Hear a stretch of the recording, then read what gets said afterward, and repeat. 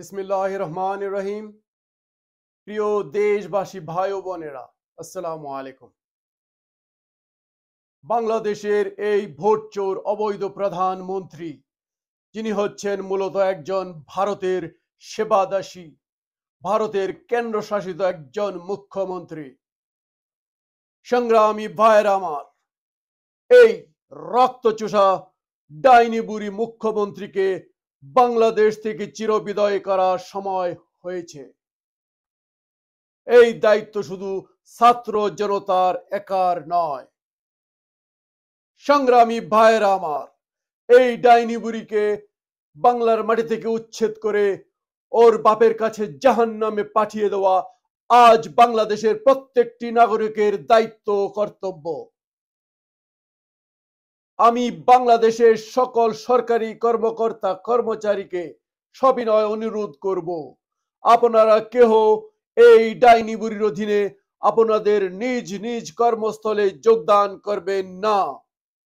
বাংলাদেশের স্বার্থে, বাংলাদেশের স্বাধীনতার স্বার্থে, বাংলাদেশের মানুষের স্বার্থে, অন্যায়ের প্রতিবাদ হিসাবে, জুলুমের প্রতিবাদ হিসাবে, অবিচারের প্রতিবাদ হিসাবে আপনারা কেহ নিজ নিজ কর্মস্থলে যোগদান করবেন না। প্রিয় সরকারি কর্মকর্তা কর্মচারীগণ, আপনারা যাহারা এই হাসিনার অধীনে নিজ কর্মস্থলে যোগদান করবেন, আপনাদেরকে ভারতের দালাল এবং ভারতের রাজাকার হিসেবে চিহ্নিত করা হবে।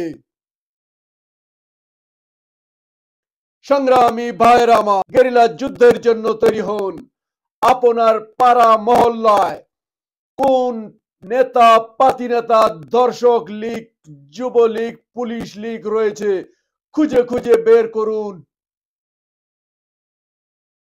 নাসরুম মিনাল্লাহি ওয়া ফাতিন করিব, নাসরুম মিনাল্লাহি ওয়া ফাতিন করিব, নাসরুম মিনাল্লাহি ওয়া ফাতিন করিব।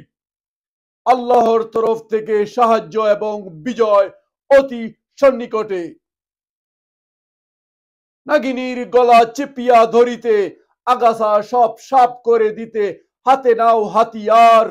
এদেশ তোমার, এদেশ আমার, নয় কোনো হায়নার।